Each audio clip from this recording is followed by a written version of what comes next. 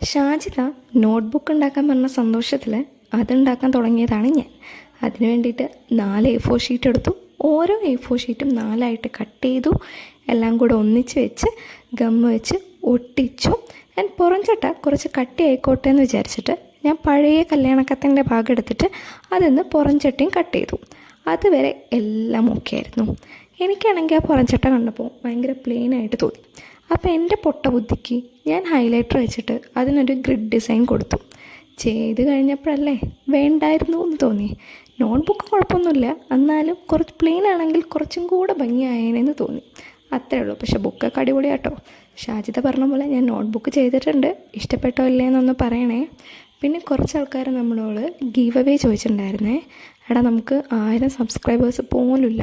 നമുക്ക് 1000 സബ് ആവുന്ന സമയത്ത് നമുക്കൊരു ചെറിയ ഗീവ് അവേ എന്തായാലും ചെയ്യാം കേട്ടോ.